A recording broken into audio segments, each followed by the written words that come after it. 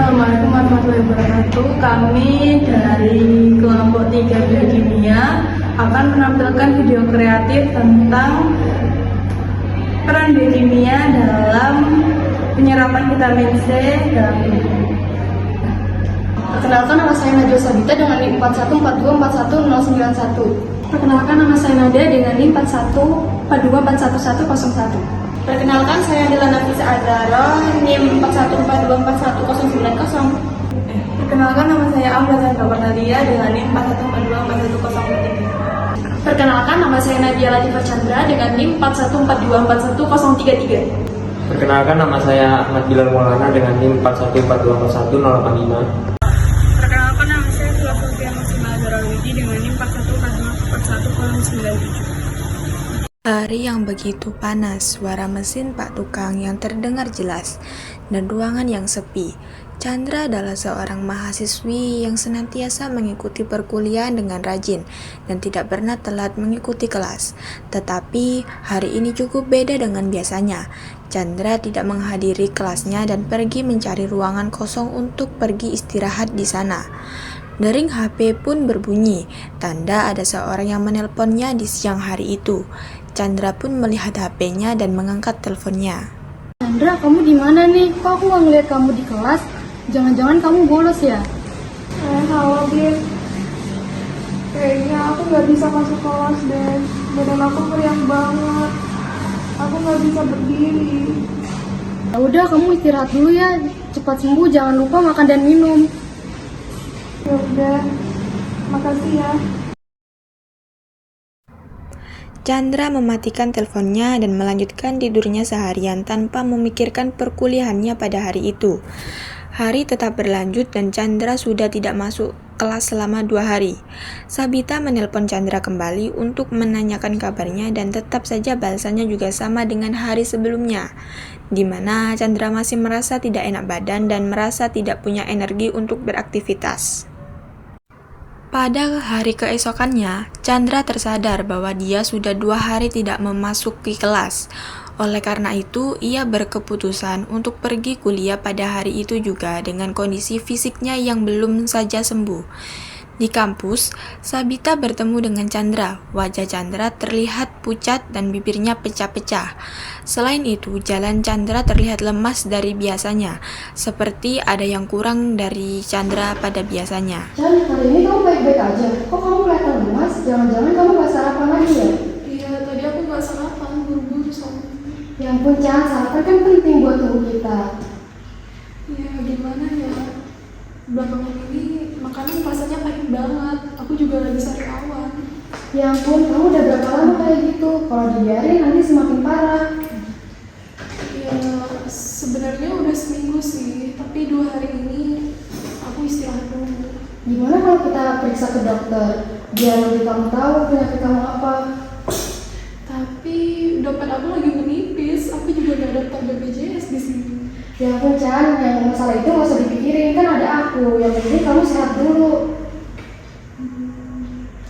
Merepotkan banget gak sih? Tapi makasih ya. Sama-sama, Chan.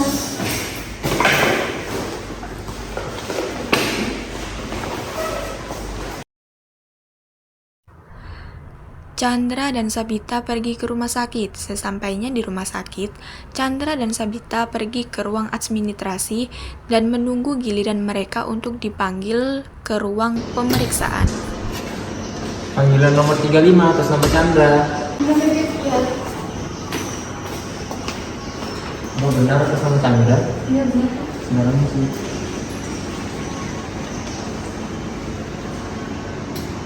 Selamat siang, perkenalkan saya Dr. Afla yang bertugas pada hari ini. Boleh tahu namanya siapa?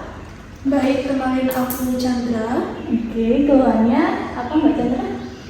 Belakangan ini udah seminggu ya dok, aku sulit untuk berdiri. Rasanya kayak aku nggak punya tenaga gitu kalau mau beraktivitas.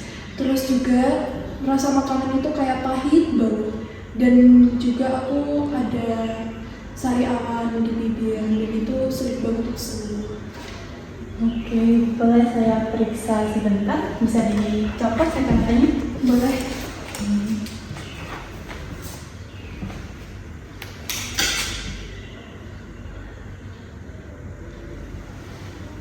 Dari keluhan Mbak tadi sama pemeriksaan tadi, saya menyimpulkan bahwa Mbak Chandra terkena skorbut atau kekurangan vitamin C. Skorbut itu bukannya penyakit pelaut zaman dulu ya, Dok? Iya benar, tapi skorbut bisa terjadi jika seseorang kurang mengonsumsi sayur dan juga buah-buahan. Jadi saya resepkan saja suplemen vitamin C, dan Mbak Chandra dimohon juga untuk sering-sering mengonsumsi sayur dan buah yang mengandung vitamin C yang tinggi. Begitu ya, Dok? Baik, makasih ya, Dok. Ya, sama-sama. Makasih, Dok. Chandra dan Sabita pun pergi ke apotek untuk mengambil obat yang telah diresepkan oleh dokter. Bit, Chan, gimana kamu aman? Aman sih, tapi rasanya aku nggak enak sama kamu. Aduh, itu mah nggak masalah, yang penting kamu sehat dan ceria lagi. Oh iya, kalau ngomong gimana makanan kamu selama ini? Jujur aja ya, selama 2 minggu ini aku cuma konsumsi mie sama nasi doang. Dan aku juga beli 4 telur untuk seminggu. Kadang aku cuma makan sekali dalam sehari. Aduh, selain kamu mau minum obat dari dokter, kamu juga harus makan yang teratur. Makan teratur itu bukan cuma sekedar kenyang, tetapi yang bergizi dan juga kebutuhan vitamin kamu juga tercukupi. Iya sih, tapi kan aku lagi...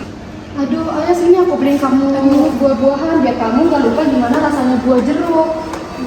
Oke deh, ayo. Mereka pun pergi ke supermarket dan membeli buah-buahan untuk kecukupan gizi vitamin bagi Chandra. Chandra pun mulai membeli makanan yang real food dan mencoba mengatur pola makannya. Chandra mulai makan 3 kali sehari dengan teratur dan mengonsumsi suplemen vitamin C yang telah diresepkan oleh dokter. Chandra merasa baikan dari sebelumnya dan merasa lebih produktif untuk menjalani kehidupan sehari-hari. Pada keesokan harinya, Bit!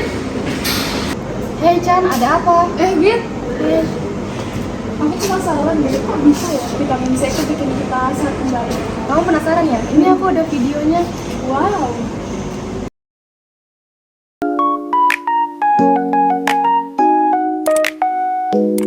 Vitamin adalah senyawa organik yang diperlukan tubuh dalam jumlah kecil untuk mendukung berbagai fungsi tubuh. Tubuh manusia umumnya tidak dapat memproduksi vitamin sendiri, sehingga asupan vitamin harus diperoleh dari makanan sehari-hari. Vitamin berperan penting dalam metabolisme dan menjaga kesehatan. Proses pencernaan dan penyerapan vitamin menjadi melalui tahapan berikut. 1. Pelepasan vitamin dari makanan. Vitamin yang terkandung dalam makanan dilepaskan di lambung oleh asam lambung dan enzim pepsid. Ini membantu memisahkan vitamin dari komponen makanan lain seperti protein dan lemak. 2. Emulsifikasi vitamin larut lemak. Vitamin A, D, E, dan K tidak larut dalam air sehingga perlu dibantu oleh empedu dari kantong empedu untuk membentuk misel. Misel memungkinkan vitamin larut lemak dapat memiliki lapisan lendir di usus halus dan diserap oleh sel epitel usus. 3. Absorpsi di usus halus. Vitamin larut air langsung diserap ke aliran darah melalui dinding usus halus dan dibawa ke saluran tubuh. Vitamin larut lemak diserap ke dalam sistem limfatik terlebih dahulu, lalu masuk ke peredaran darah dan disimpan dalam jaringan lemak tubuh. 4.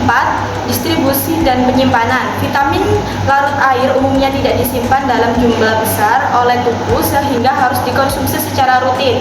Sementara vitamin larut lemak dapat disimpan dalam hati dan jaringan lemak untuk waktu yang lebih lama. Proses penyerapan vitamin C dalam tubuh dilakukan ketika kita mengonsumsi makanan yang kaya akan vitamin C seperti buah-buahan dan sayuran.